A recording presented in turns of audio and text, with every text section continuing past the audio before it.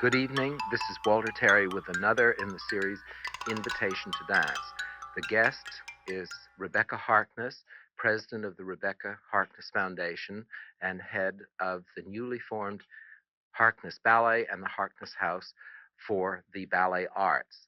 Mrs. Harkness is a lady who has, in the last few years, contributed much of her energy, her time, and her devotion to the development of ballet in America and the training of people for the ballet. That she takes ballet every day, not because she wants to become a ballerina in her company, but because she wants to know in her own muscles what the dancers whom she is supporting experience. Well, I've always been interested in the dance, and I've always done some physical work myself, whether it's yoga or athletics or different types of dancing. When did music then come into your life? I studied piano as a child, and about 20 years ago, I went back to study the piano.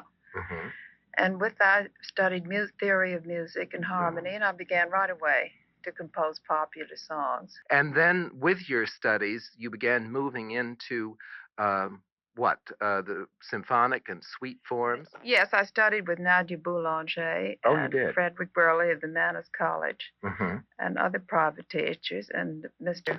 Horby. In other words, you did a real job of work on your training as a musician. Yes, I've been studying that for 45 years now. You have in recent years, I believe I'm correct, through the Rebecca Harkness Foundation, given support for international tours and local presentations to the Robert Joffrey Ballet, which you introduced to the Soviet Union with tremendous success. What was the lack, other than the lack of money, that you felt?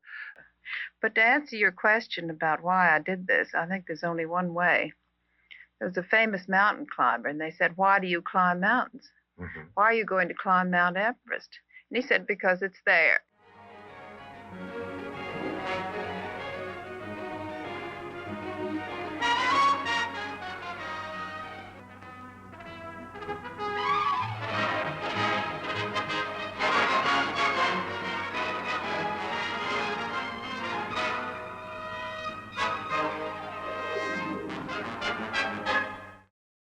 The Joffrey Ballet then, we did our own pressing costumes. We took care of the flowers. We took care of, anything that had to do. We washed our own tights and whatever needed to be done. But we had these these cans where we kept our flower pieces, our, things that went on our hair, or earrings or something, in a separate little tin box. Joffrey was upset when I became pregnant, but I went on tour. 47 cities was it, and I performed every night. Well, you were in a station wagon. There were 6 of them, the original 6. You imagine in a station wagon with all those suitcases. We were so cramped. And there's scenery panel on top. Everything was on top. And one of the dancers drove. I was, but 3, sitting. Yeah, and we couldn't stretch our legs. This was like the seats were right like this. And I can't, up to today, if I had to sit like that, I'd go crazy. Rebecca Harkness was a wealthy woman. She was married to the Standard Oil king, Harkness. He died. She inherited a lot of money. She knew a lot of different artists, and she loved music. And she conceived of herself as an artist. When Robert Joffrey and she met, Joffrey was absolutely destitute. He had no money left. It really looked like they would have to fold. And then the Joffrey Company, we heard that we were going to do a very special showing for someone, and had no idea what was really going on. But the Joffrey Company rented the Phoenix Theater downtown on 2nd Avenue. And Joffrey said, we're going to do bits and pieces from all the repertoire. So, your costumes are here, and we'll do a little run through in the afternoon, and then you'll do the show in the evening. And I said, okay, there we go. So we went into this theater, which was like a desert. It was a very strange, empty theater. And we started dancing, and we danced all afternoon, and then we took a couple of hours off, and then we did the whole program again. And at the end of every piece, we did our formal bows. You know, we walk forward, bow, and walk back. Nothing. We heard nothing. There was not a sound, not a.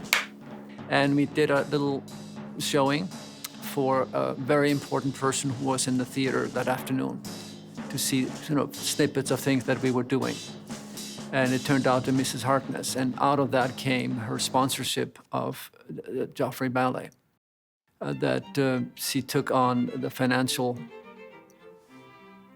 burden of running the company and making it possible. So she says, yes, I would like to support your company, but I want you to come to Watch Hill. I think it was for 10 weeks or something amazing. That workshop, I think also in terms of what Harkness did, I think that's one of the most important things that happen in dance. And so he understood that, and Harkness gave them that blissful, glorious summer when they worked with Alvin Ailey and Brian McDonald and Arpino. It was just incredible luxury to have that amount of time to do that. Spending sort of the whole summer there, creating new works, bringing in choreographers, that was very exciting. Alvin Ailey came, for instance, and there were so many others. Even Jack Cole came, Anna Sokolov. I mean, Bob Joffrey really went over to the modern community and asked them to do work for us. And we traveled a great deal at that time, sponsored by State Department. And we went to the Middle East, we went to India, we went to Russia, Europe. So that was very exciting for young dancers.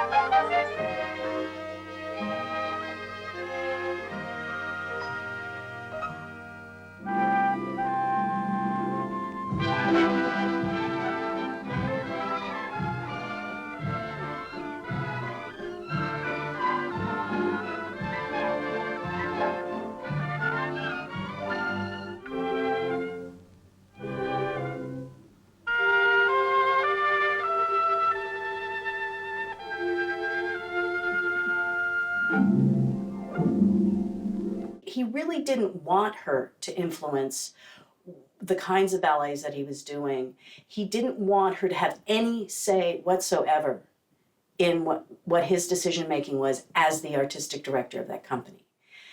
And yet at the same time, he had to negotiate and navigate her will to have her music used for different ballets. And he had to kind of compromise, which he didn't like doing very much. Harkness felt so slighted by Joffrey when he did not perform her ballet on one of the tours. I think in Russia they did do it, The Palace. Well, first of all, she disagreed with his taste often. And I think she felt slighted by him. I think she felt like he didn't really like her music and like her work. I think it was very new, in a sense, in America. How do you deal with a patron who is an artist and sort of fancies herself a significant artist and wants to have a say in that work? Things were being figured out. I believe, to best of my knowledge, that the attorneys for Mrs. Harkness felt it was only right that since she was paying the bills, that it should be named Harkness Ballet. but she still wanted Mr. Joffrey to be the artistic director. And that was just totally unacceptable to Bob. And so that's where that split happened. Joffrey felt that what she was asking him was to compromise and asking him to have a kind of deal where, you know, she would have artistic say and she would be kind of obeyed. And that was not what he was going to do. And so he went to the press. She wanted to change the name to Harkness. He did not want to change the name. And he had every right. So he withdrew. And we didn't hear from him. And we were at wit's end because well, yeah, we in Watch didn't know Hill, what to do. Bob suddenly disappeared. He just wasn't teaching. Yeah. And I started calling him and said, "Oh, Joffrey, please let me know what I should do," because I felt so indebted to Joffrey. He was my main teacher and choreographer since I was so young. And he wouldn't answer. And at one point, he finally said, "You do what you need to do." Well, I needed to have a job. So I went with Harkness. From 62 to 64. It was the very beginning of Joffrey with Harkness. Yeah. The very moment the first 2 years. we were there. We were called by Jeannot, and we always felt that we were part of Harkness. I mean, we loved, Bob was the most talented guy in the world, a beautiful choreographer. Unfortunately, we had to raise funds for the company, and I think we lost some of that. But we were always Harkness, you know, from that very first phone call. And there was never any transitioners, you know, from Joffrey to Harkness. Life flowed for us. But I got a call from Jeannot Tironi, who was the general manager or worked for Mrs. Harkness, went over to her apartment over on the east side and signed a contract to go to work for her.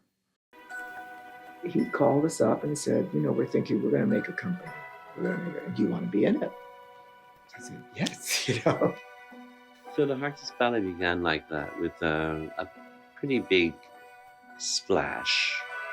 You know, there was a lot of press and there was a lot of involvement, you know, in people trying to find out, you know, what the Harkness Ballet really was and what kind of repertoire did we work on, what did we create. There were many dancers from the Joffrey who went to Harkness. Not all of them, but many. And it was, you know, a pretty strong company right away.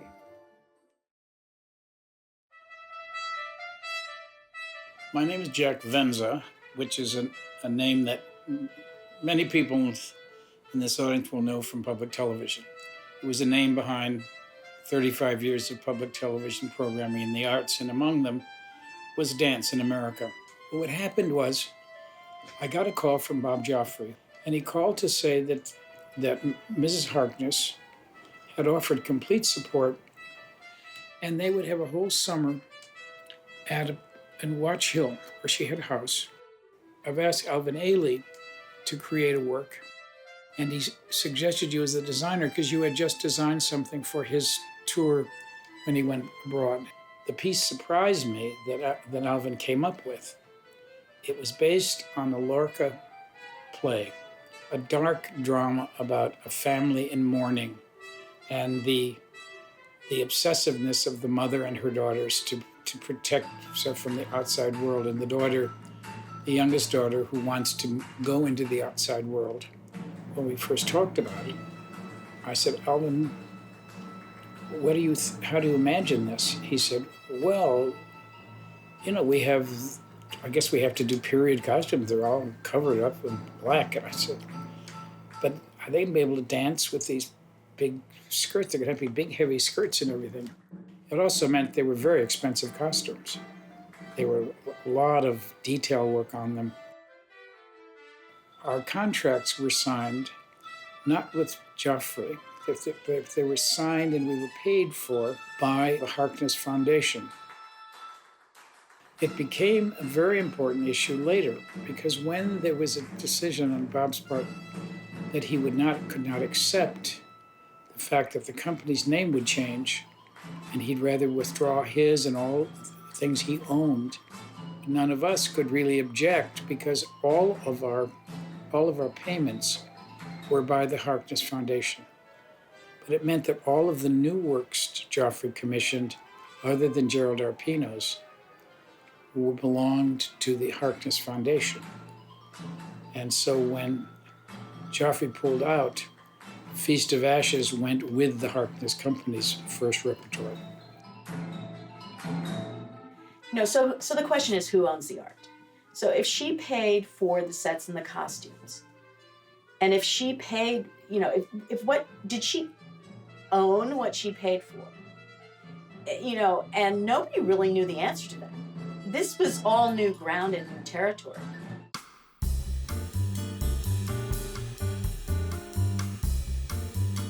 When you walk past Carnegie Hall, you heard tap dancing, you heard Russian people teaching ballet, you heard somebody doing opera. You heard it was alive. Just on the street, you heard it. Buildings were filled with dance classes. Luigi had a dance center. He was teaching jazz, big jazz person on Broadway. Dance was a big thing. It was Studio 54. I was at VIP. I didn't have to wait online. How was New York? Drugs were pure. Sex was safer. I took the audition and I was accepted. And next day I took company class and I immediately went to the general manager, Gianno Cerrone, a great man. And I said, I'd like to have my contract back. I don't belong in this company. They were all much better than me. They wouldn't give me my contract back. They said I had to stay. I started in the back. It took me 6 years to get up to the front. Sebastian was the first ballet I was in. And I put on that costume and we rehearsed for a minute. And they were talking me through the ballet on stage. People were yelling things at me and telling me what to do. It was really frightening. That was how I first started. So I was one of the original members of the company, non-Joffrey dancer who became part of the company. Some did not accept the new situation. So the company, Harkness Ballet, needed extra dancers. So they had audition and I got a contract. Right after high school, I got myself out of Chicago and went to New York. I had just by chance heard about an audition for the Harkness Ballet. Not knowing really too much about it, I went to the audition. The audition was given by Leon Fokine. George Skabine was the director. Mrs. Harkness was there, and also a very tall man by the name of Bob Severs. They selected 2 girls for the company, myself and another woman by the name of Miyoko Kato, both of us being rather tall. We're figuring that we probably got into the company because Bob Severs needed to have some taller dancers in the company.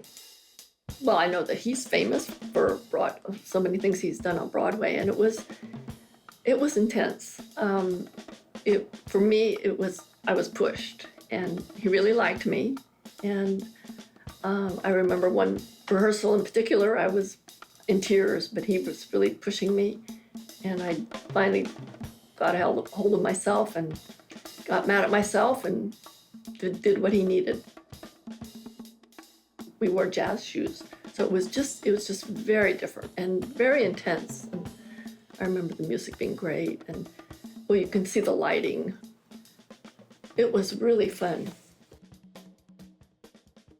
Harkness was performing downtown on Broadway, and I knew nothing about it. So I decided to go see the performance. Harkness really brought contemporary out. I think what contemporary is today came from Harkness. I mean, Joffrey was doing stuff, Alvin Ailey was doing stuff, but she put it all together. In the intermission, I went out to the lobby and I said, to somebody I knew or somebody, who's the director here? And they said, oh, he's over there, Brian McDonald. And I went right up to him and I said, excuse me, but I want to be in your company. Is the policy to balance classical works with those that we might call modern or modern in intent? And do you also include modern dance? I feel very strongly about both. I think we should definitely keep up the traditional technique, but to create our own ballets for that and not do the old ones, which have been done to perfection by everybody. And I don't really see that we can improve on it at this moment. And as far as the modern, I think we've had some wonderful productions. And I think when the modern dancer comes in and understands our technique and uses our dancers as what they can do, the combination of the two is fascinating and very dramatic. Well, it was not only me, my sister also, Maria told she became a prima ballerina. It was my mother. She had always wanted to be a ballerina, and when we were young, she was determined we would be. So I think I started dancing when I was 3. The one I remember the most was because we toured in Barcelona, because we were there about a month, I think.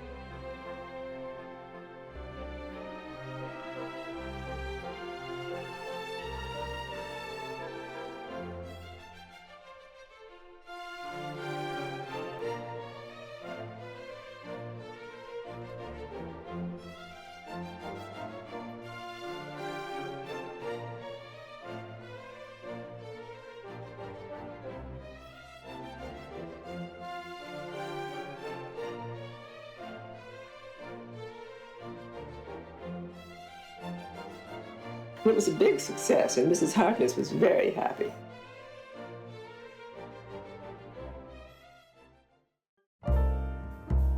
I would like to ask you, since Harkness House will open soon, if you would first describe its physical properties as a house, what's in it, and then what you hope to fill it with in terms of the art of dance and the related arts. Well, I want the dancers to feel that they are at home here, and it is a house.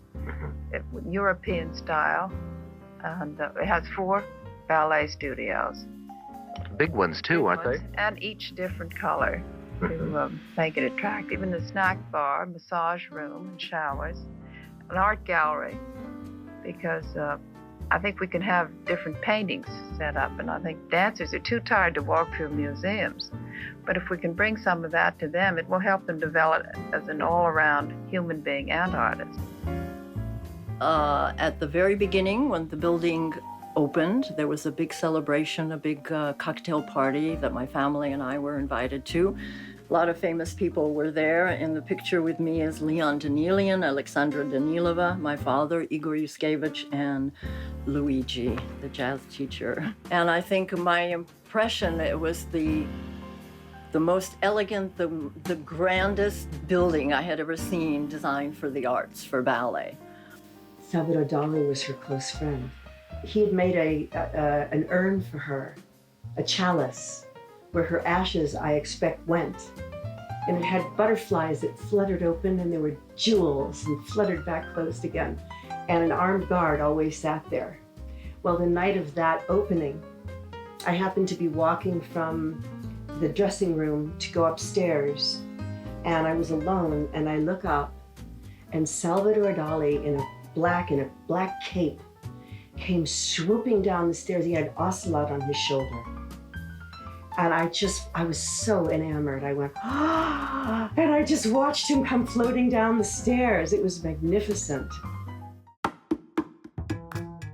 We were in Barcelona, and Mrs. Harkness has had quite a history with knowing Salvador Dalí. Well, in Barcelona, we were in Gaudi Park, and at that time it was the 60s, and it was the happenings, and they had a huge plastic bubble. In the bubble were about 6 dancers from the Harkness and Salvador Dalí in the bubble. Inside, he started to throw paint on the sides of the wall and paint on us. And so I was painted by Salvador Dalí. And my mother said, "Why didn't you get that leotard sign?" So, and we all had a blue leotard and pink ties. And that's what it was. It was strange, but fun. It was good strange. He had a lot of strange concepts, and if you see his artwork, it's very kind of out there. You know, I don't know the rhyme or reason of it, but it was delightful to be a part of that.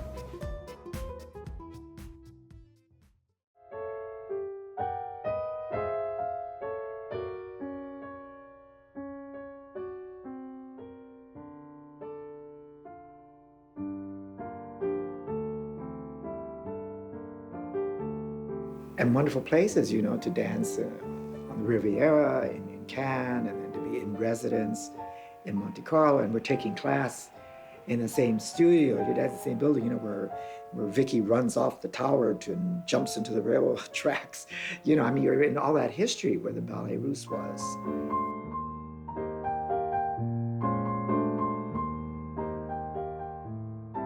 When we were in Monte Carlo, all the older dancers were telling us younger ones, we feel the spirits here at the Teatro di Monte Carlo.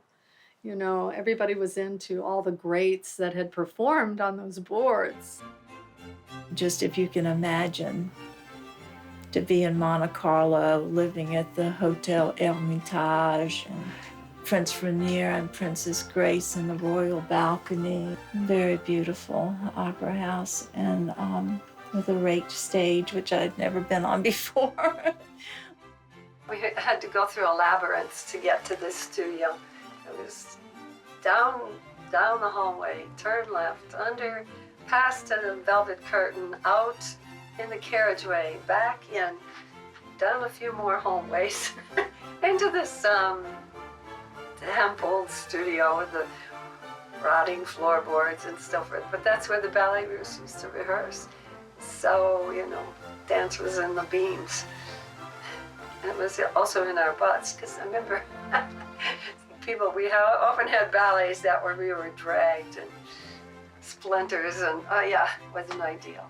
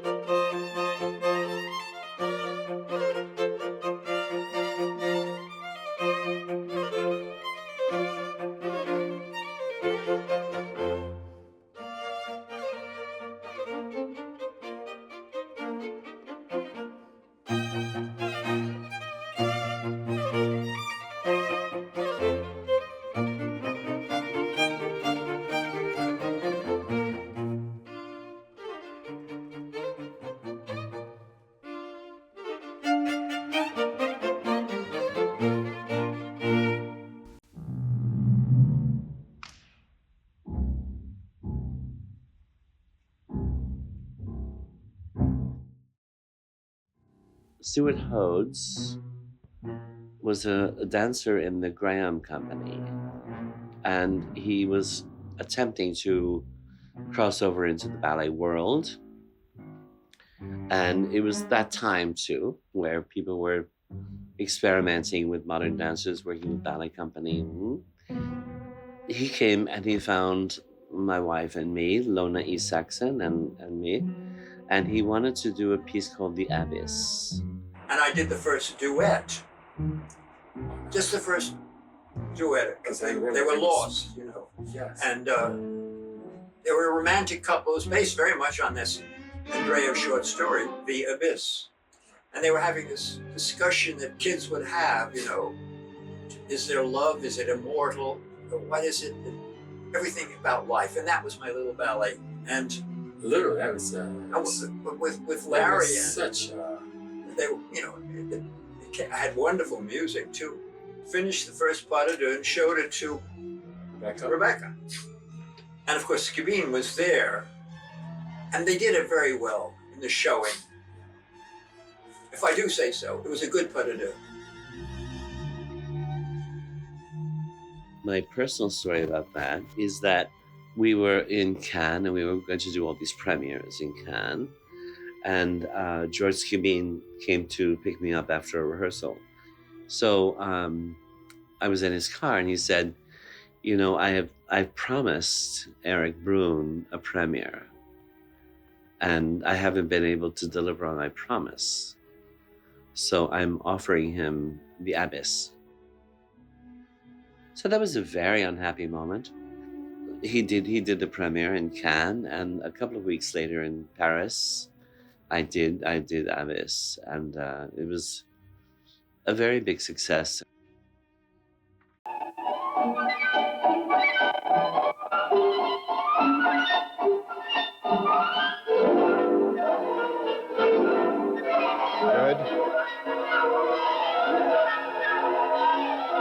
Brian came artistic director. He saw in me that I could move like thunder. Right. Even with intelligent people like Brian McDowell, he choreographed a trio for Helgi and Lona and myself, Zealous Variations, which was challenging, but where you really felt you were exploring and using your body and using your mind. Zealous Variations is simply a classical pas de trois, a reaction to some Schubert variations for one piano, four hands, that Mrs. Harkness found and orchestrated for me in a sparkling, lyric manner.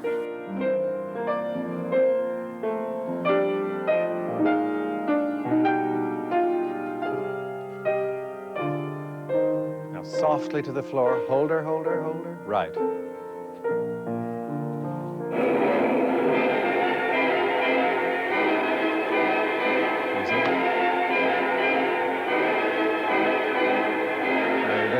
You arrived.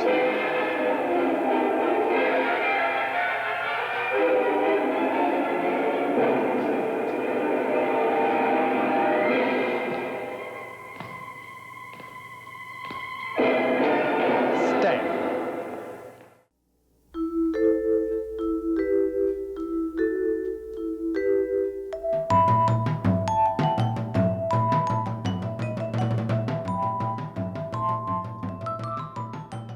Everybody had seen Harkness Ballet, but never New York. So when it finally was confirmed that the Broadway theater would be definitely ours for the first 3 weeks in November, this is 1967, it was like a birth. And it was a relief and anticipation, about time for the Harkness to be showing what they could do in New York.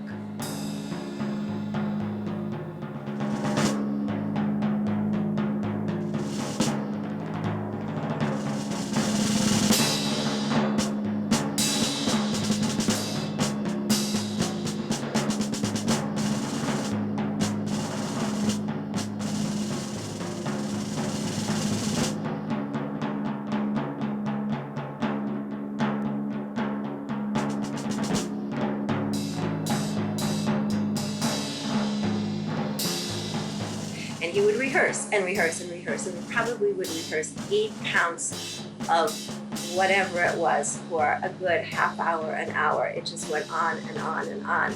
And it was always called a work in progress because it never ever got finished. But what an amazing experience.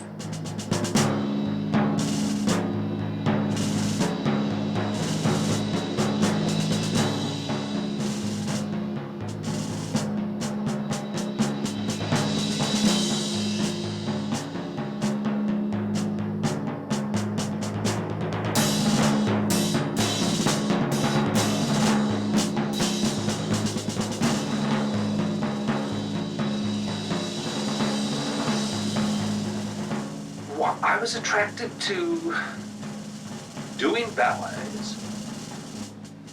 What I was attracted to really was not doing ballets, but doing work that the dancers felt really good doing.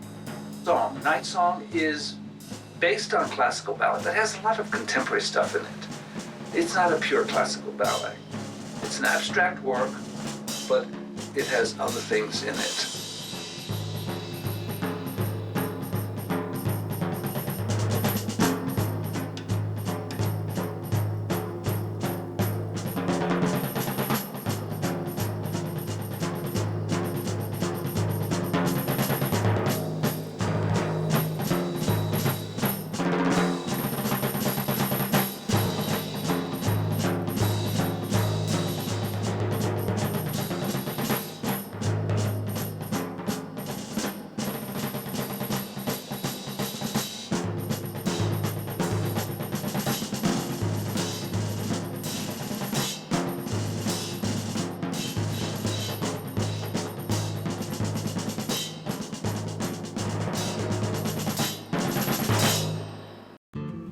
Rebecca Harkness was really the great American dance patron. She was forward-thinking. She had very passionate ideas about supporting young dance artists, dancers, and choreographers, American dance artists and choreographers, American composers. She really believed in the talent that was homegrown within our shores.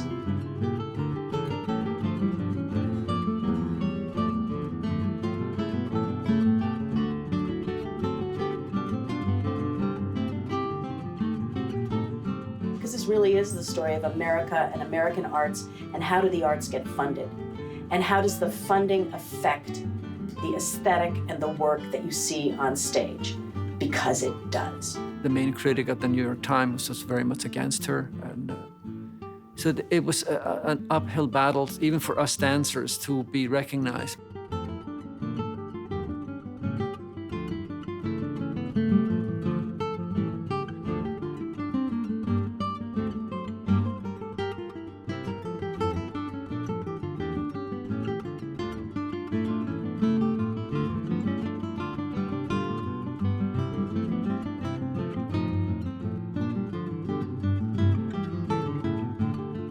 Clyde Barnes wrote the worst named review, and he wasn't seeing it from an objective point of view. It was obviously that he had some problem. And it goes back to when Joffrey and Harkness split.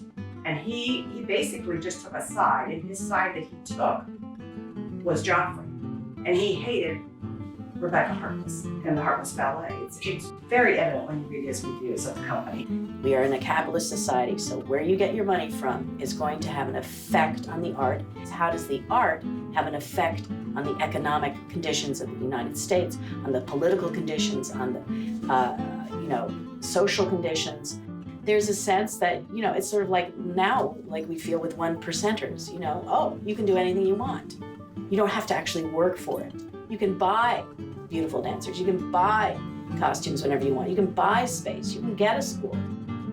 This is a time when people are buying art and seeing art as a commodity. And that it's something that you can make a collection of. If you get ahead of the game, you might be able to make some money off of it.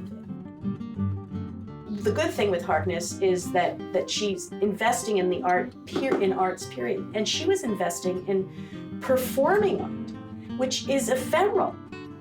How does patronage work now? Can one person support a whole company anymore? No. How often does a small company perform these days? Do they have big seasons? No. It takes an enormous amount of money to do that.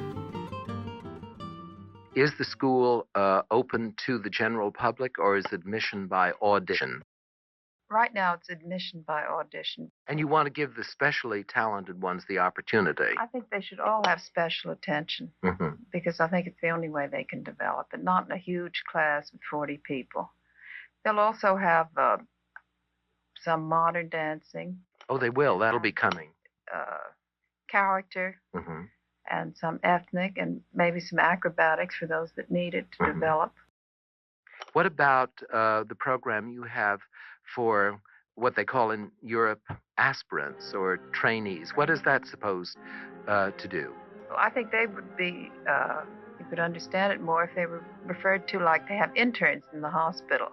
Just before people become really professional, if they could have a year of experience performing and, you know, not in professional places. And not subject to the critics. Not subject to the critics and working with different choreographers. They would be much more secure then when they do go into the professional company. Why is it that this person can jump higher than the next person? How come this person can turn more than the other person? Because before that, you know, we were just classified. You are a jumper, you know, or you don't jump, you cannot do this. You know, you don't turn, you cannot do this part. We need a turner. So, you know, nobody thought that anybody could learn to do anything. Well, Joanna was a brilliant woman. She was absolutely brilliant. And she had quite a bit of knowledge, mostly about anatomy, but she didn't really have that much knowledge about kinesiology. She knew that what it was, but she wasn't really an expert. I had studied kinesiology, so I taught Joanna kinesiology to add to her anatomy, which was an interesting project. So we went to Harkness. Pat Wilde was the director. So Pat Wilde was very strict in what she believed should happen. And so she and Joanna used to get into these discussions. I got along with Pat. I was the ham in the sandwich because I got along with Joanna, I got along with Pat Wilde, and I used to run back and forth between them. And Mrs. Harkness wanted somebody to be trained this way to teach in the school and the company. So Mrs. Harkness took David Howard and sent him to Spain to me. So I did teacher training to David Howard for 3 months in Spain. And Mrs. Harkness decided that he should be the one to teach the company. And of course, he was beautifully trained in England. So he, very smart. David would plan classes that would incorporate this, but without really giving it a name and talking. He would just put it in the combinations. So he taught the Harkness company for years, for a long time. Finest was one of them, Larry Rhodes was one of them, Dennis Wade was one of them. They were all in that company. And so even the ones that said that they really weren't part of Joanna's group, they absorbed a great deal from David because that's the way he taught. It was a very interesting 4 years of my life.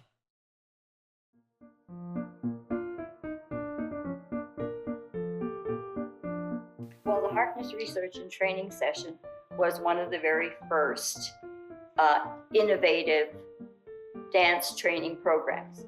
The training program was developed in such a way that even if you didn't have a perfect body, you could move that body very, very well. And it was all movement oriented. And we had kinesiologists and people who worked with the body. We had the ability to have all of the medical people who had anything to do with movement involved. And it evolved from that wish to have a much more knowledgeable way of doing things rather than a rote way, because you have all these little soldiers lined up that look like one another. The first couple of years went by, and all of a sudden we were having dancers coming out of the womb, 1, 2, 3, 4, like that. Then we were accepted. And we wound up in 1 year putting more dancers in companies than all of the other schools together.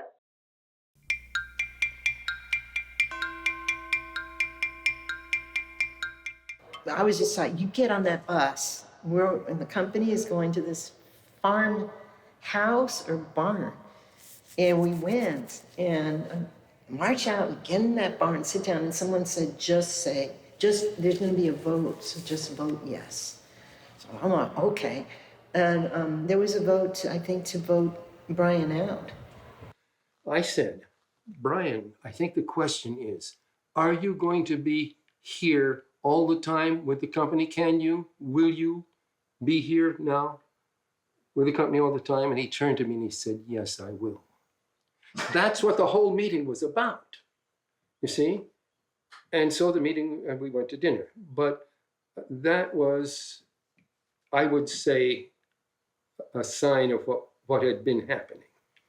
And I think it was too late. And so I said, all right, I'm going to get on a plane and go to New York and talk to Mrs. Harkness. And she said, you know, what would you do if you took over? Well, I said, well, I have some ideas too. In retrospect, it probably was the first little nail in the coffin for me. It was certainly hard. And then I went to Mrs. Harkness and said, I think I need a co-director because doing all the work that I do as a director and dancing all the time, it's just too much. So she said, okay. And I hired Benjamin Harkness.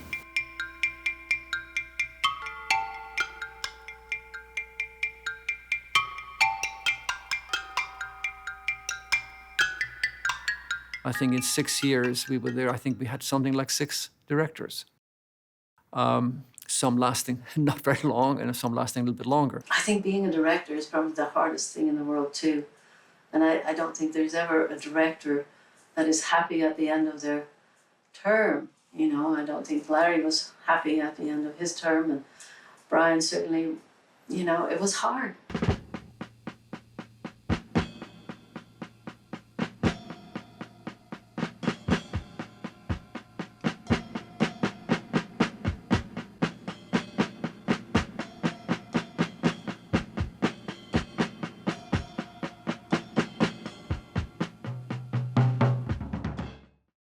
The Harkness youth dancers were this small group of people from the school who basically were doing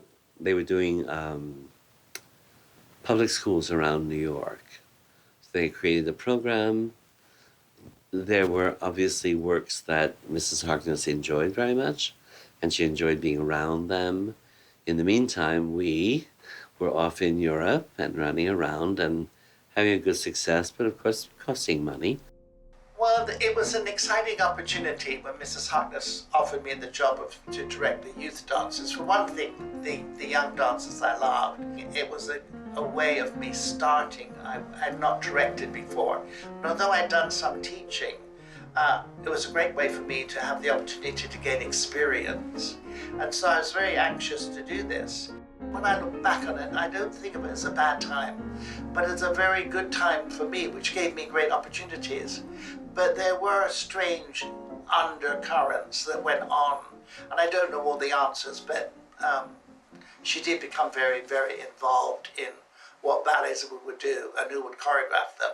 But I do know that Robert Sievers had a lot of things he wanted to achieve with the company.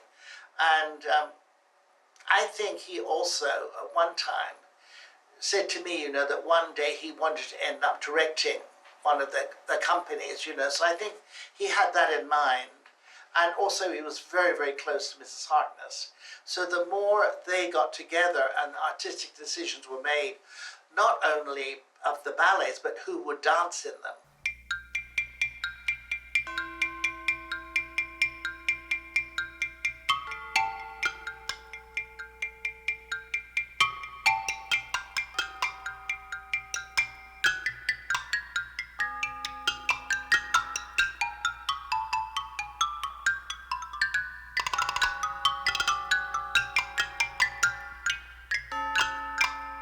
Nobody was paying attention to what she wanted anymore.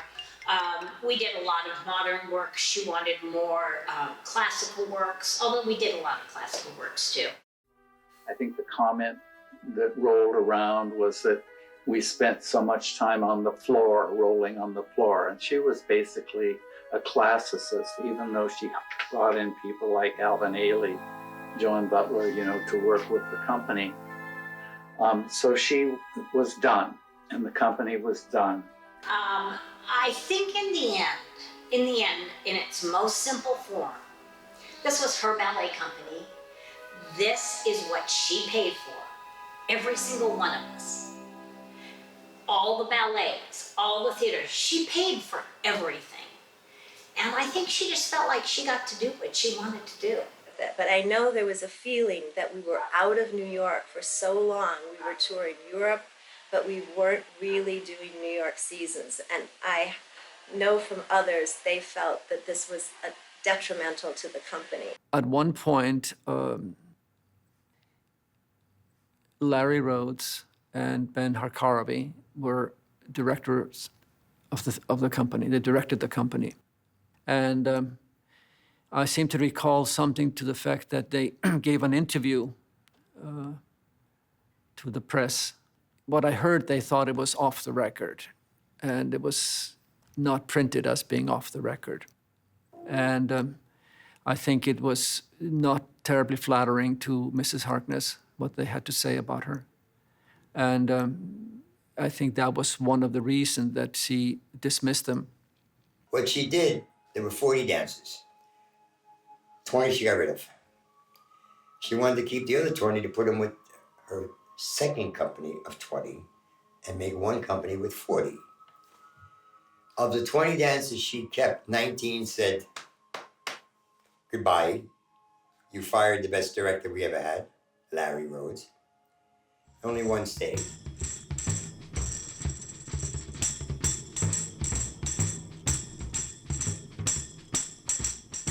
And so we got the telegram, and that was devastating. Our last performance just killed everybody. Jeannot, I think it was Jeannot, and Ariane, Elizabeth's daughter, handed us all, we all came out to take a bow, and handed each and every one of us a red rose, which took a long time. Ariane was, what, 5? Took a long time, and we were all crying and crying and crying.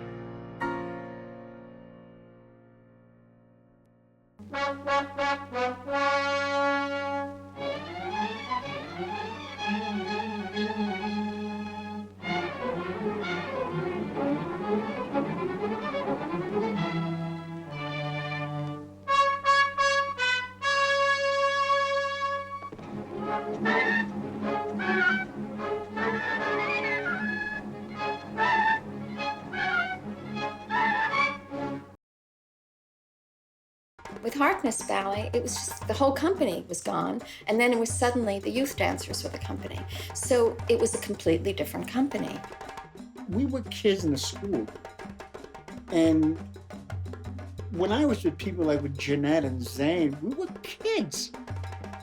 Trainees performing at the Delacorte Theater, you know, really good dancers, really good kids, I mean, but we were young. A lot of new ballets that were done just for the company, and a very different kind of repertoire. It wasn't classical ballet, it wasn't just modern pieces, it wasn't jazz group, a real eclectic mix.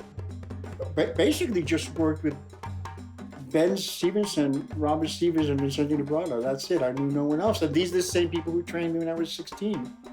Mrs. Harkness really wanted a company with students that were trained through her school. Very much like what Ben Stevenson does in Houston, what Balanchine did. You know, it's very. Those were the times when you really wanted a school that you could nurture your students to become company members, so they had the right style for you. There was a sense of drawing in talent. That talent was more important than anything else. Talent was the overriding factor in bringing dancers into the Harkness Ballet, and that seemed to be what attracted people to the company as well. Mrs. Harkness was fascinated when she interviewed me, and she loved the idea of my culture, and she loved the flamenco. She insisted the company take flamenco. And I remember saying, wow, this is a ballet company. I got back to New York looking for a job. By chance, I was seeing a performance at the Met. I ran into Mrs. Harkness and a gentleman named Renzo Rice. So I just went back with the company.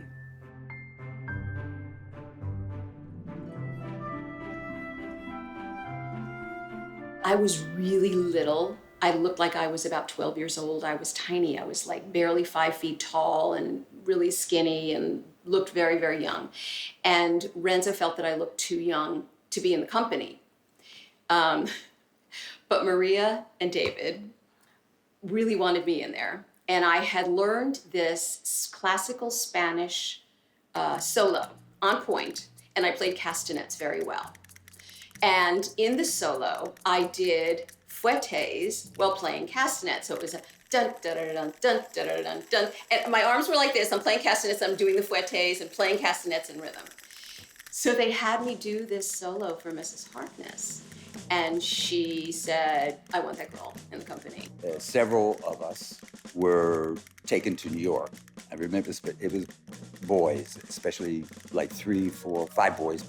Rebecca had a dance festival, which was part of Joseph Papp's Shakespeare in the Park, and the trainees performed. I mean, it was also being young like that and coming first into a career. It was like doors were just opening to the magic of what that really was. As much as the first company was Mrs. Harkness's company, the second company was her baby.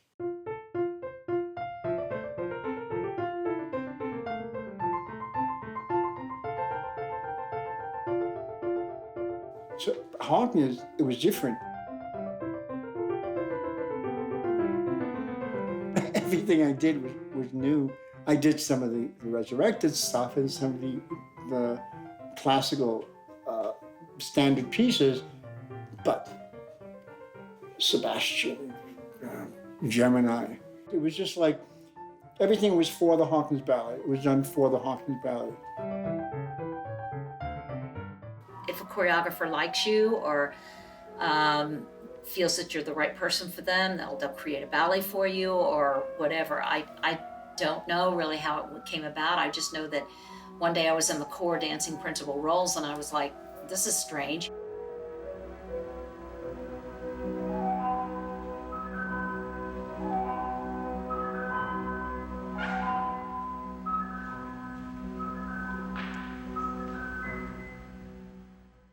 We could participate as trainees in the Firebird, but as the Russian icons on top of this 10-foot-high piece of scenery that was moved, and we had these heavy costumes, and we had to hold the trumpets at the end for the wedding. And I was so frightened. This thing was like shaking, and never to dream one day I would actually do the Firebird. So for me, it was a great leap.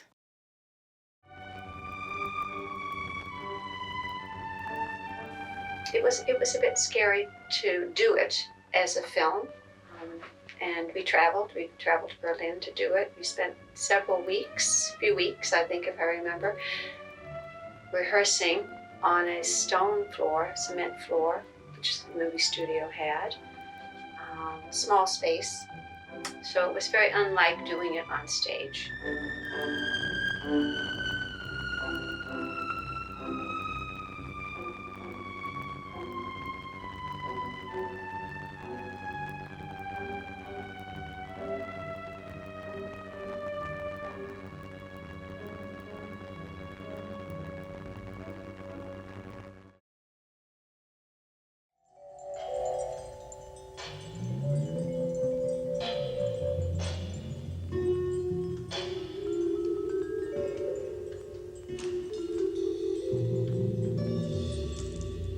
And Vicente was, for me, sort of exotic South American who spoke in funny language. He had a long mustache, he smoked a cigarette, and he talked at the same time, half in Spanish, half in English.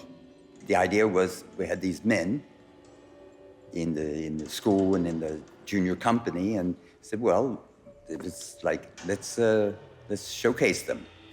He was always very open to making changes, to adapt new things from the dancers. He always worked on the dancer he had in front of him.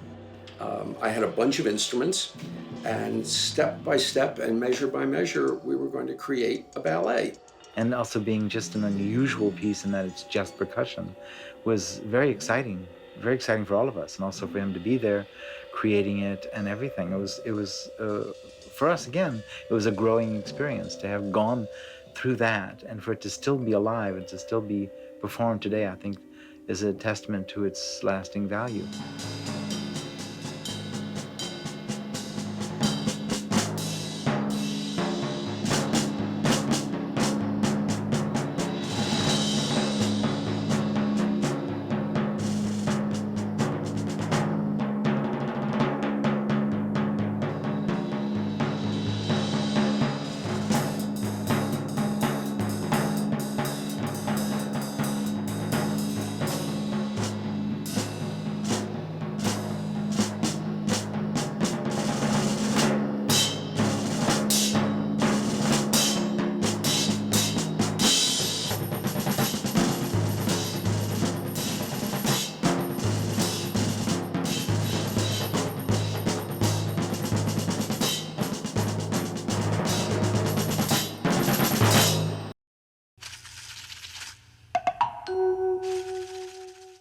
When I went back to work on the girls' ballet, it was a little bit different.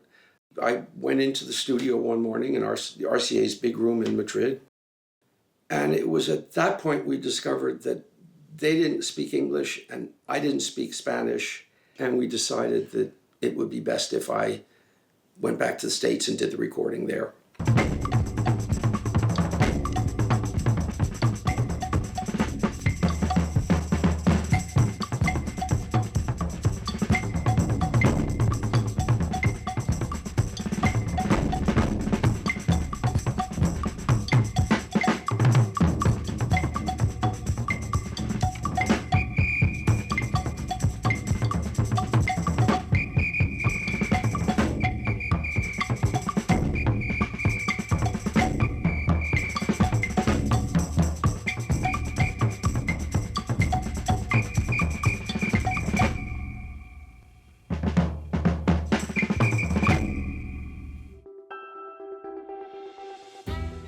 Absolutely, positively, the most incredible experience of my life, because we went to Europe and we went every place in Europe and we went every way to go every place in Europe. We took a bus tour in Spain that lasted 1,000 years, and we stopped at every little town doing their Saints' Day celebration. Stages set up on cafeteria tables that were all wired together with a linoleum over the top. I went on all tours with the company from 1970 till 1975. The tours took us all over France, Spain, Portugal, Germany, Italy, Greece, Lebanon. Problems we might have had on tours, mostly in the outdoor venues, and when that happened, the floor became very wet and slippery. Sometimes we needed to cancel or get stagehands to wipe up the floor. We danced in certain areas, like certain areas had theaters, others had bull rings. So they would set up a stage at the end of the bull ring, and it was like a portable stage, and our dressing room, I can picture this, our dressing room in one of the bull rings was this humongous room. No bathroom, bucket, whatever. And somebody said you have to watch out for red costumes, red capes, because the bulls were right there, right next to us. We had to pass the bulls on the way to the stage, yes. So we were flown to Gestalt. Mrs. Harkness had bought a chalet, which had turned that chalet into studios. And the next chalet next to the studio was her own chalet where she lived. So I joined them in Baalbek. And it had a strip of stage that was not very big, but I got them all up in the rocks. So they when they made entrances, because we couldn't hide them the way they had been, we didn't have the lighting, the sophisticated lighting that we had in this proscenium stage. So I had to restage their entrances and so on and so forth. So I put them up so you saw them walk down from behind a pillar but walk down these steps, and then they would finally arrive on the strip of Marley and they'd do their dance. And it was just a magical time, really magical. We went from Baalbek, we went to Greece, to Athens, and danced at the Herodaticus Theater, which is underneath the Acropolis. So we were getting ready to go to Paris from Athens.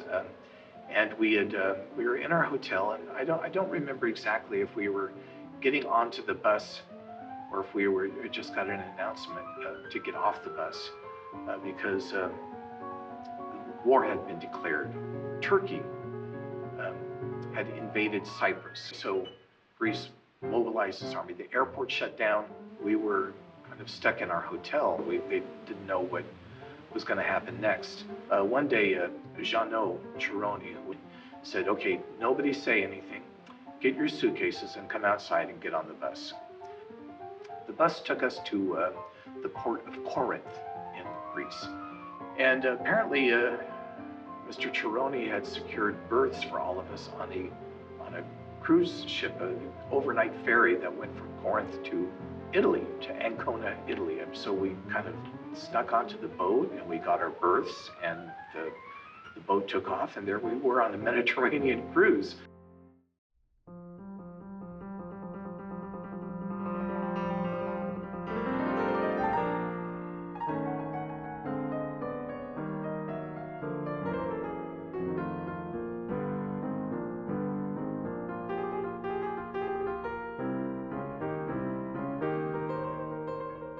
Did you have in mind, though, the great court theaters of Europe? I think the environment's very important. I couldn't just put blobs or squares or cubes.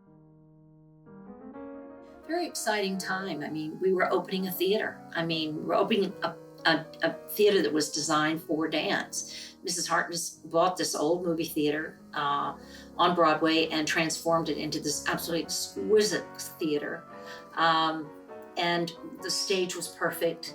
No dressing room was more than a flight of stairs, a small flight of stairs away. So you never had, never had to hurt your leg going up tons of stairs or something. She was very, very kind to us. That night, the opening night, I did 2 ballets. One was Vicente Nebrada's Sebastian, and the other one was Todd Bolander's Souvenirs. We were there for 2 weeks opening the theater, so we did our whole repertoire there. The critics were very enthusiastic about the dancers. They were critical of the theater itself. There were 2 world premieres, maybe more than that. Brian McDonald's The Lottery, Margot Sappington's Rodin Mise en Vie. They had already had their opening night. This was the 17th of April was my premiere, and it was her birthday. She arrived in this golden gown with her golden Salvador Dalí tiara that was just like something the Statue of Liberty would wear. It was this Dalí spiked golden tiara. She was radiant, and she had chosen it she had seen rehearsals. She wanted it on her birthday. This was her birthday present. The second night, which was the 21st of April, they put Rodin last on the program. At the end of the performance, they screamed my name, and it was like just this thrilling, this kind of shocking moment. It was a thrilling moment. It really was.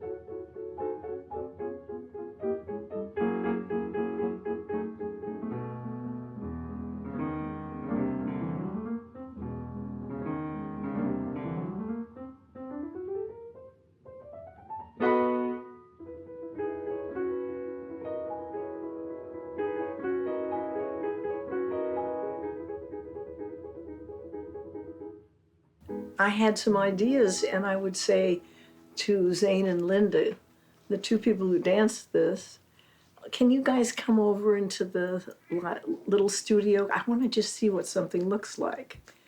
And that's really what it came out of. I had some things going on in my head, and I wanted to see them.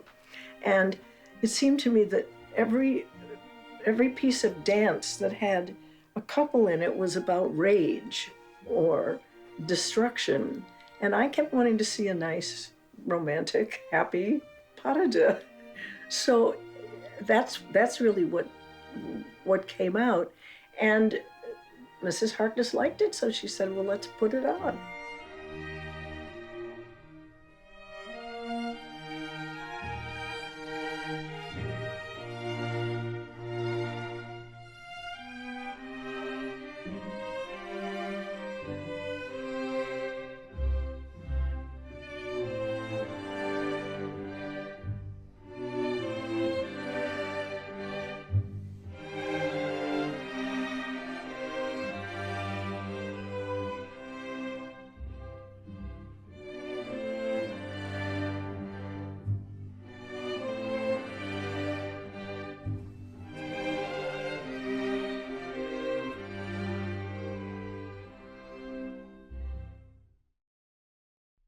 Of course, the thing that always comes up is your personal wealth, which people are curious about. I think a lot of other people are given credit for having a hell of a lot more money than I do, because I can only just carry so much.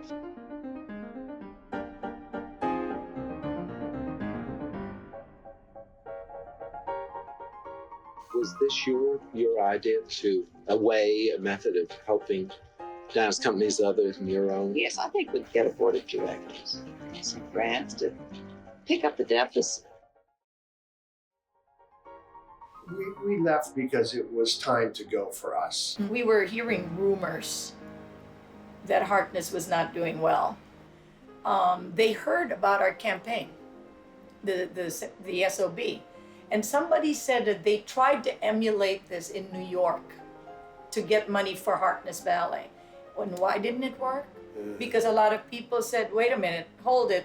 Why am I donating to a multi-millionaire?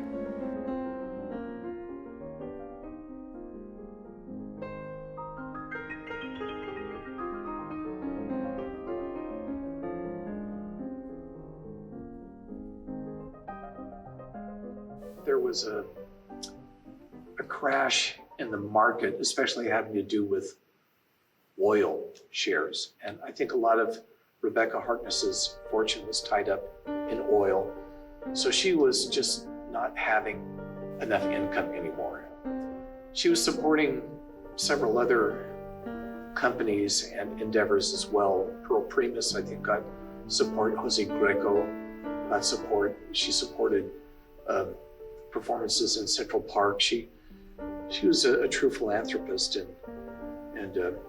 put her money where her heart was.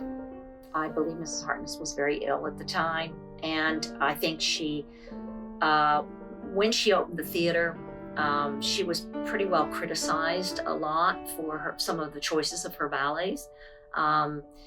There were some very bad reviews about her. I don't really particularly, I think it was terribly unfair that they were criticizing her. Here she was giving them New York, a beautiful theater. She had a gorgeous company. There was only 4 companies in New York at the time. And I think that people were just mainly, I don't know, sometimes they just felt jealous perhaps, or they didn't think that the company was very good, whatever their opinion is. But I don't really know what was the final demise of it all, except everything sort of started tumbling down in the mid-70s. Basically, the gist of it was there was no longer a company, and we were going to finish the US tour, and after this tour, it's done. The company folded in 1975. Very sad day for me. I remember we were in Miami in 1975, in March. And during our last bows, we were bowing and we were all crying, and it was awful. But, well, because everyone would split up and a great era was over. And Mrs. Harkness was so wonderful to us. And, well, it was a sad moment. It was a volatile time. You know, as exciting as it was, as free and spontaneous as things were in many ways, there was a growing tension. After the 60s and 70s, things got a little tighter, a little more straight-laced, a little more back to the routine and back to the traditional ways. In the 80s and 90s, it became very much more trendy for corporate types to not only give themselves to the ballet financially, but to go to the ballet, go to the opera and the symphony. And so I think that if that had not happened and there had not been more corporate support, that we should again look back at Mrs. Harkness with great, great appreciation.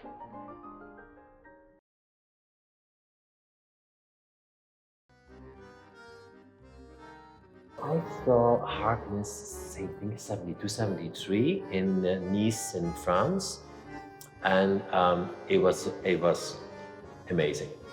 So when Nikita Town came and he watched rehearsal, and then he said, "Would you come and work for us? Because I have a plan to start Harkness Dance Theater, which is a youth version of what the company used to be, because now we do not have the same funds." And Rebecca, Mrs. Harkness, wanted to do something. So I said, oh, I'd like that. So I came to teach a few classes, and then they made a contract, and it meant my first working permit to come to the USA. But the first 6, 7, 8 months, if I remember, was exhilarating because there were so many talented people.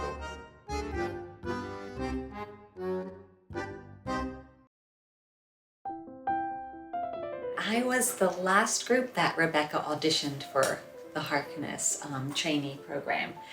And that was maybe 76, I think, 75 or 76. And Christopher Aponte came to direct the tour of Taiwan. And he was just so amazing. I never worked with anyone like that. When I left Harkness, I danced with Kansas City Ballet under the direction of Todd Bolander, and then with Mary Day's company, the Washington Ballet with Chusan Go. And then I've had my school for about 30 years now. And I came from the second company of Houston Ballet to become a trainee under David Howard at Harkness in 1973. I danced with several incarnations of Harkness, one with Alfonso Catá and Willie Berman, and then went back years later with Robert Sievers and Nikita Tallon, and I'm now a chef. I have 2 stars in the New York Times.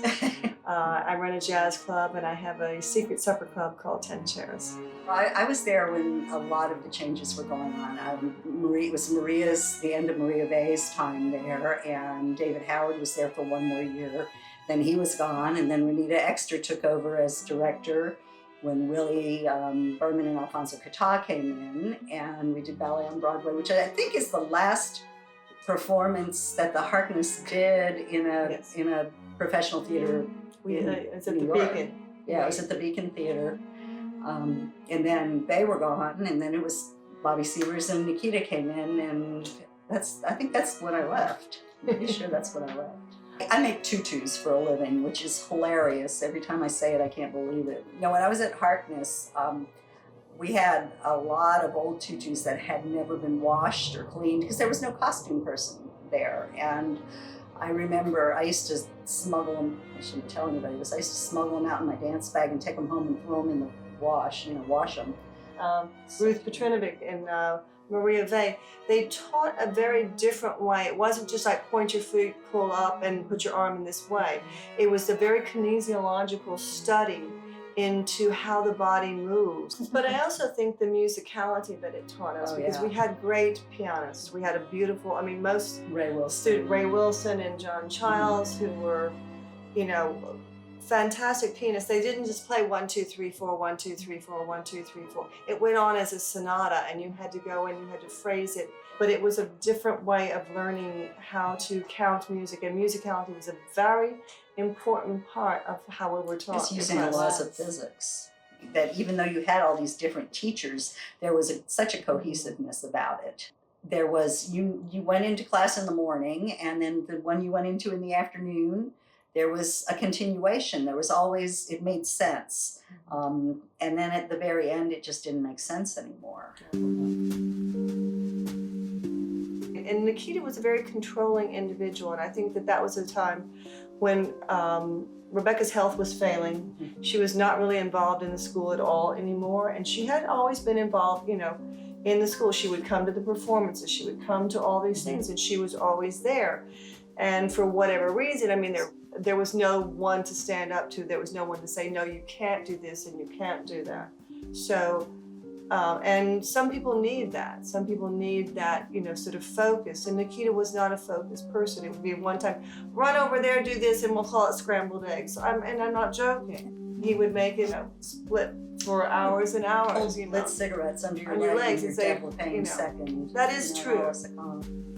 After Renita Exter left, because then Maria was gone, David was gone, Anne was gone. They were all right. Then everybody was new, and I'm not sure that they all knew each other even. Right.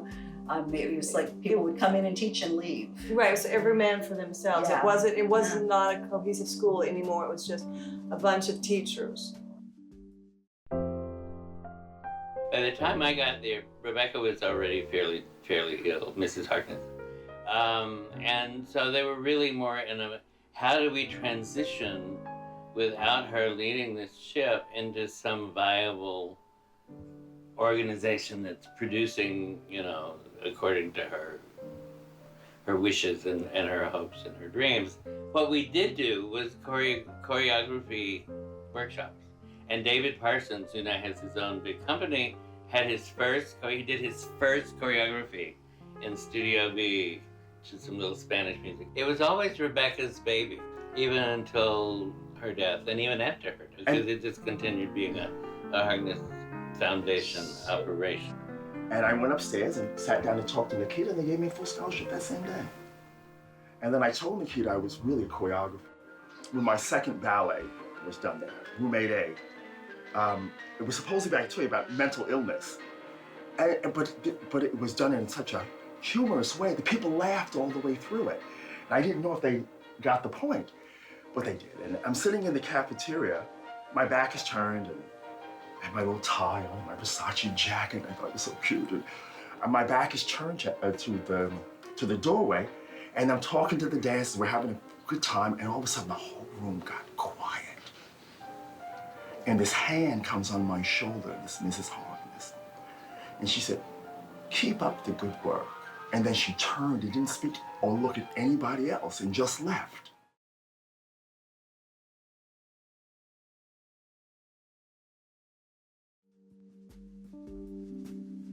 Well, getting the urn out of the niche into which it had been deposited turned out to be a really crazy production, because there had to be somebody on the 4th floor doing certain things, electronic things, that was coordinated with somebody in the basement doing the certain things. They finally got the thing open. So they took it out, and they had made a little canister to go inside, because it was a clockwork thing. I mean, it had butterflies opening up and turning around and all this stuff. So if you looked inside it, there was like a spider webs or the wires and things in there.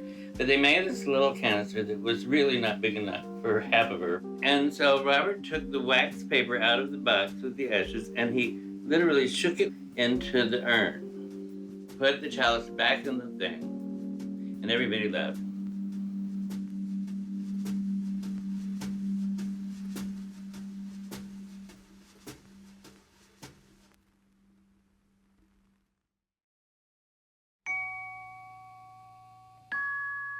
When I was researching all the material about Rodin's life to do the ballet, it was very important to me that I knew about him, and I knew what his character was and what his life was like.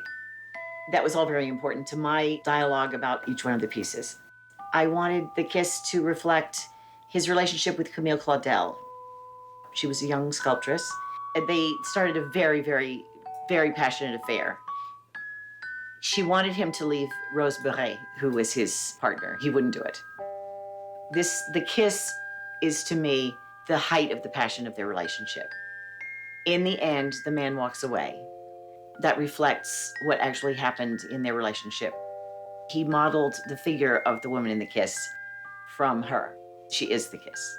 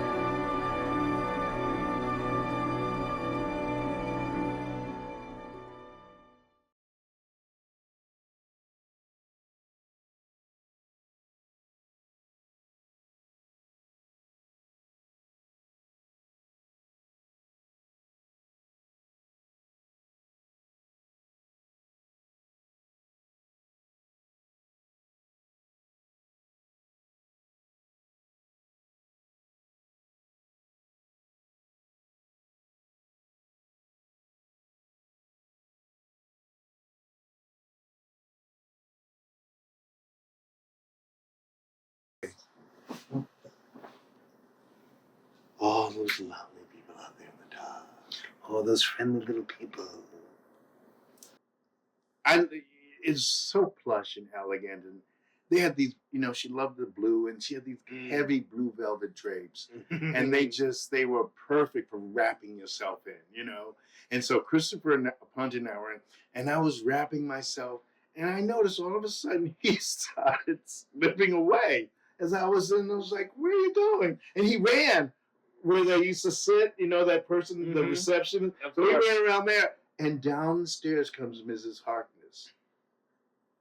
And it was amazing. That two-piece suit, I think it was like white and mustard, and the hair pulled back. And I was like, freak, because I couldn't get out of the curtains, and they're heavy curtains. So, it's like you just... The velvet curtains. The velvet curtains. So I'm hanging them, and she comes down the stairs, and she looks at me, and she says, "Hello, Charles." And she keeps walking. And and Christopher comes back and goes, "She say anything?" I know. She said hi. He goes, "Oh, I should have stayed." You missed it. Yeah. I think the biggest trouble I got into was the day I alone hopped out of class when they weren't looking and went upstairs. What's up there? Let me explore the fourth floor. Is there a fifth floor? What, Did you go to the red room? I went to the rooftop.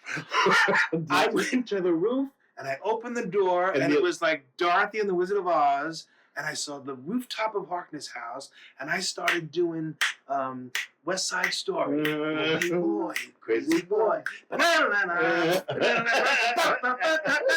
And just living and running, and I leapt to the other rooftop, and I was, turning and just living and loving it. I was out of class. That was the best part, and I was free.